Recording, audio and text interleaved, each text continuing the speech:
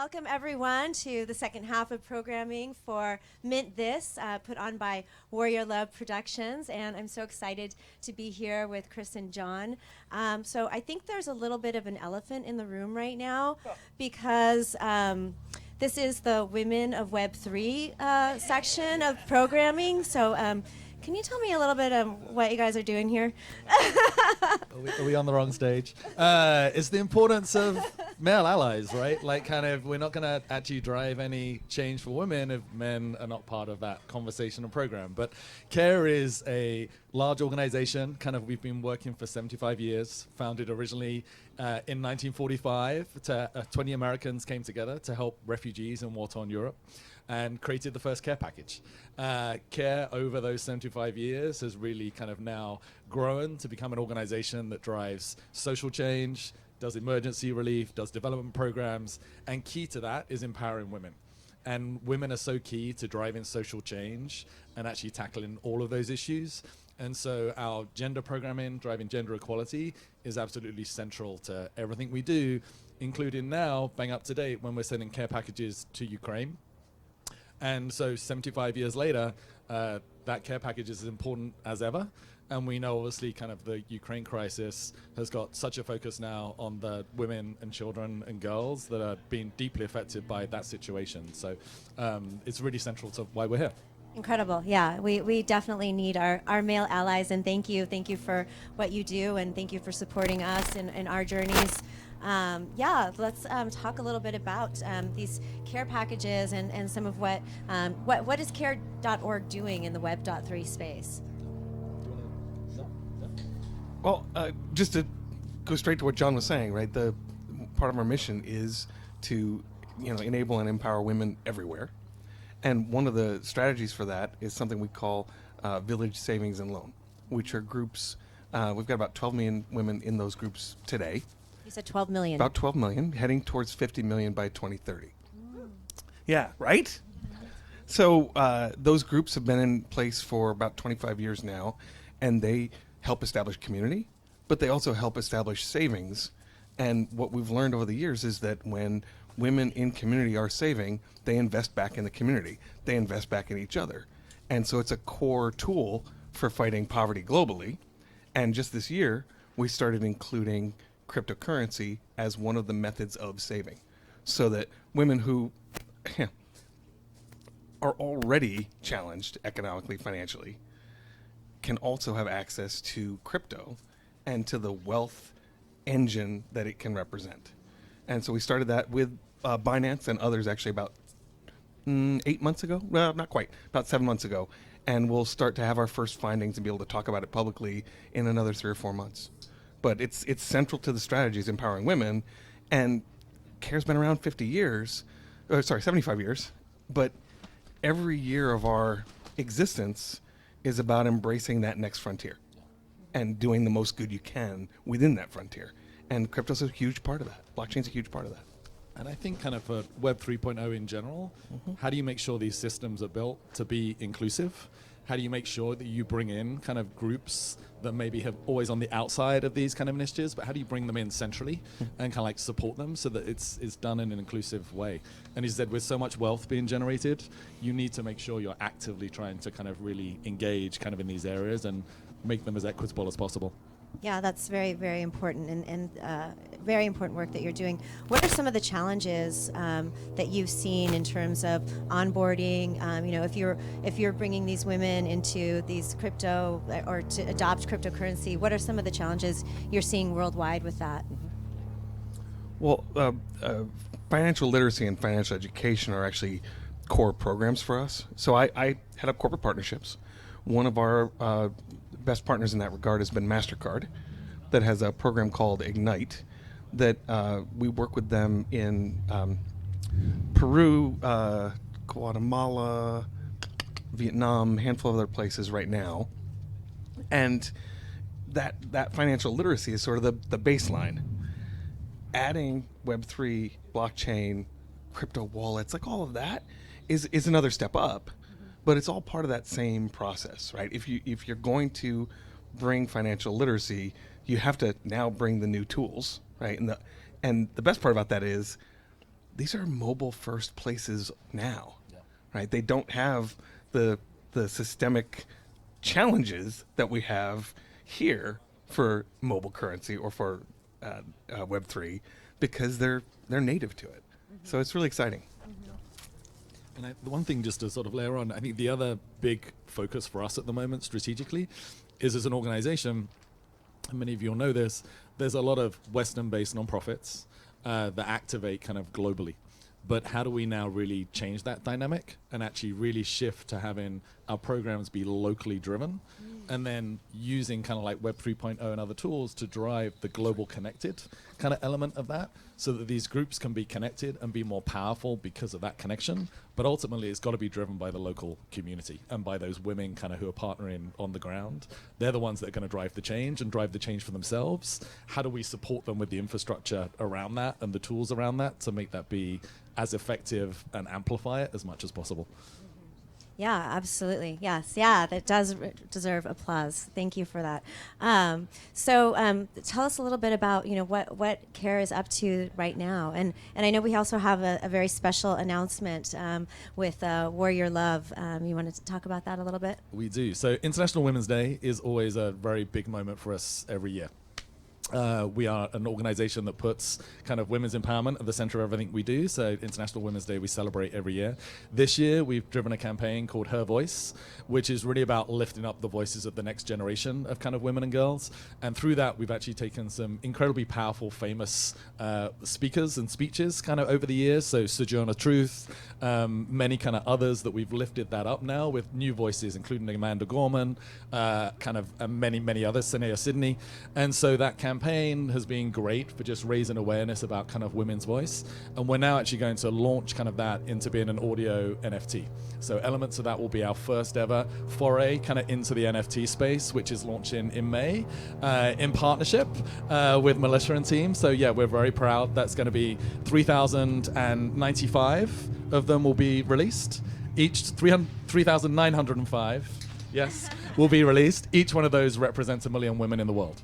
So that's kind of that's the power of that. So, yeah, excited. Yeah, and it's going to be Go a very Warrior exciting. Love Productions. Warrior Love Productions. Yes, we're very involved with the strategy, and I know Melissa actually even is going to have a very special part of that, writing the piece. So excited to see that take shape and launching on Mother's Day. So a wonderful gift to mothers, to women, for what you guys are doing. Yeah. And the other piece that kind of is really exciting about that is the resale element of the NFT. That means that continues to give back to CARE each time there's that resale. So I think it also becomes a really interesting channel for like future kind of revenue and continuing to kind of like take that forward versus just being a one-time kind of moment, but that will continue to live and continue to give back. So it's amazing. Yeah, that's definitely such a great theme, a recurrent theme of the Web3 space and NFTs in general. And I think for women being involved, that element of wealth creation, to know that you can invest in a piece of art and see it grow. I'm actually an NFT holder of a lot of the projects that are coming up next, which are really exciting, like Women Rise. And I know I saw Malia. I'm excited to meet her. So yeah, it's a wonderful part of this new world of Web3 that we can empower ourselves and use this art, this new medium to create wealth for ourselves and for those of us around us. So it's really great to have your partnership in that. What do you see as you've got this this project coming up and some dogs?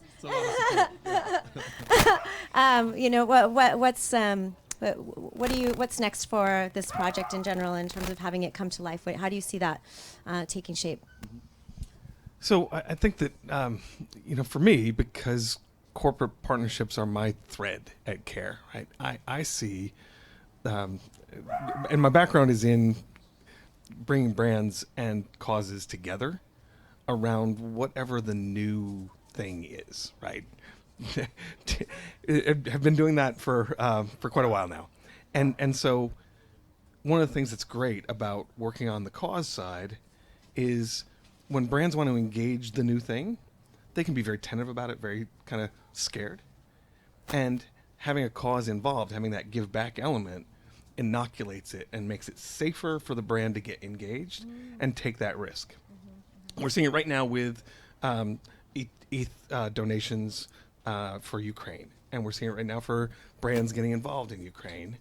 And so being here on the forefront and launching that NFT that puts care in the space also, I think, will give us that ability to recruit others to the space who want to do good, want to embrace new technology and new ideas, but it's a little scary in the water unless you've got a partner that makes sure your motive's really clear and your motive's really pure. Right. So paving the way for other brands to come into the space and leverage this medium to do good, That's right. in the world. And I think the other thing also, just within the nonprofit space in general, is you've got to experiment, right? And it can be very easy. And I think kind of in some ways at a nonprofit, you want to steward your donor money really well, right? Your donors have given you this money. You've got to be really careful about how you spend it. But it's also important that as a nonprofit, you continue to innovate and you continue to test and you kind of really step into this space, because I think kind of with Web 2.0, a lot of nonprofits got left behind and were quite late into the space. Now, the upside of that and the silver lining was there's a lot of new organizations that got created, right? Like it actually created a whole new kind of like chain of nonprofits, and that will happen again with Web 3.0. But how also do you make sure that we can take our work forward, because we have an obligation to the people that we serve to make sure that they don't get left behind in this space. So we've got to experiment and we've got to push forward. And how do you really then work as a social justice organization to make the Web 3.0 space inclusive?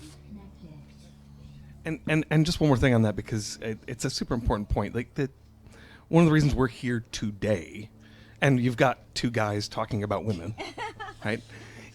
Which is great, right? Well, no, we need allies, right? No, I get that. But one of the reasons we're here is because at every moment of technological change, there's an opportunity for democratization that gets harnessed inefficiently and sometimes not at all.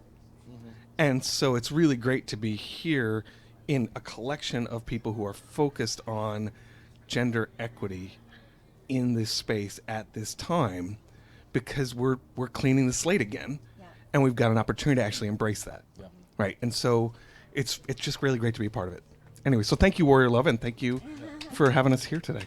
Yeah, and it's I see it also, for even new organizations, new causes. It's this new vehicle for raising those funds that you need to distribute, even for entrepreneurship and small and women and small businesses, and how do they fund their projects, the things that they're passionate about. So, I really love that area of Web3, and it's very inspiring. Is there anything else that you want to say that kind of about that thing? I mean, I think kind of the work that you've been doing as well is kind of symptomatic, right? How do you bring more women into the crypto space? How do you bring women into the NFT space? And it's as important kind of in the communities that we work, as well as in the US and in Tulum and kind of like around, right? So I know a lot of the other kind of speakers coming up next will take that further and talk about that. But I think it's such an important conversation for today. Yeah, thank you, and thank you for that plug. I think what you're talking about is we've got the More Women in Crypto group that is now in Tulum and meeting regularly every week at the NFT boutique. So thanks for giving me that opportunity to share about what we're doing as well, which is really exciting and great to have a conversation. The fact that I'm sitting here, on this stage with such a huge organization is something that really I feel very thankful for, and thankful to Warrior Love for developing this amazing day of programming. So it's just a good all around, good vibes. There you go. Cool. Great, yeah. Cool. Yeah, Thank we you. can talk more, but you're going to have to ask questions. Yeah, any questions from the audience? One or two questions really quickly. Yeah. So I'm just curious, this is really the first time I've seen so far at South by, and it's kind of similar in my daily Twitter NFT life, getting involved. There's a real divide between women-led spaces and men-led spaces, and personally I try to bring them together, and I'm constantly trying to hold Twitter spaces so that we'll cross-talk, right? Because feminism can't happen without men. I mean, you guys are 50% of the population, and if you're not on board, then we're screwed, right? So, what is the response that you're typically getting from men when you're trying to explain? I mean, you seem so genuinely feminist that it comes across, and I really appreciate that. Do you find that in other men, though? I mean, how hard is it for you to like say, hey, it's masculine to be a feminist in a way? You know what I mean? Yeah, thanks. I have the good fortune to have been raised by women, so that's really right. My mom and her two best friends from college were with me since I was 4. So early age. To your question, though, it's really hard because just like anything else, you don't even see it. You're just soaking in it, right? And so it's really hard. We have the good fortune because we're with CARE in 100 countries, helping 100 million people a year, most of them women, right? Or a majority of them women. It's a better way to say it. We have the good fortune that that's our calling card. So it breaks through that very first layer, right? The first layer is, are you aware that there's even an issue? Or are you just sitting in your maleness? And no, I'm seeing it, right? But that's it, that's right. And so it really is. It really is. And so it's a conversation I have with my kids, right? And so just having that calling card to say, the reason we're doing this is because long term we want to fight poverty, and savings programs are a great example, right? If women save in community, they invest back in the community. If men save, they buy cars, right? And cigars and whatnot, right? And so just you really have to kind of hit through that first wall to even have the conversation. Yeah, I would say you got to, like any other issue, right? You've got to tackle it on so many different levels. And I think different people respond to different things. So some people are going to respond to the emotional injustice of it and kind of understand those arguments. For other men, like you've got to show the data, and the data proves it, right? Like the data has shown that for the last 30, 40 years, that data has been out there, that like kind of actually bringing kind of women fully into the economy, driving gender equality, like lifting up women's voices is the way that this world is going to move forward and grow wealth for everybody and drive change for everybody. And some people need to see the data on that in order to believe it. Other people believe it more instinctively. And then when you get down to the communities that we work in, what we often see is that you will have situations whereby women are not even enabled to like own property in that community, right? It's not legally allowed. There's only 6 countries in the world where women have equal protection under the law, like equal work rights to men. 6 countries globally where that exists. It's crazy. And so like kind of I think you have to sort of gradually get down into, there's some deep systemic issues which the men in that society have got to be engaged on in order to drive that change. And on the programs that we work on around kind of at the deep community level, you will see it takes a very strong and resilient woman to often stand up and be the first person who's going to join the first community savings group in that village, right? Like those first women who come together to form that savings group, there's some hesitancy there, and it takes some, like they need some safety and security to know that they're going to be able to do this and there isn't going to be retaliation of some degree, right? The men don't want these women having control of their money. And so, but then over time, and this is the beauty of, I think, the collective, over time, those women together, there's a power and a confidence and a support network that builds. So the end result is not only that they're saving money together and building wealth together, and that generates itself power in the community, but they build their voice. And they kind of like build in confidence together and support each other to drive then change around child marriage and kind of so many other issues in that community. And one of the countries where our VSLA programs have been most, I guess, kind of expanded most is kind of Nigeria. Nigeria has been driving really successful VSLA programs for a long time. And you now see as a result, like there's many more women in leadership roles in both local government and national government who have actually started in those VSLA programs.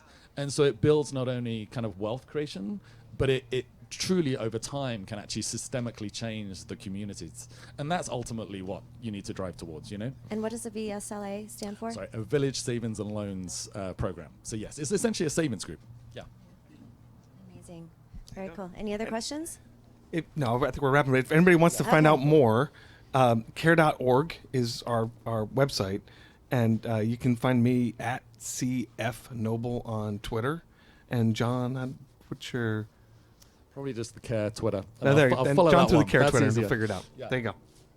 Yep. Thank you. Thank you so much. Thank you.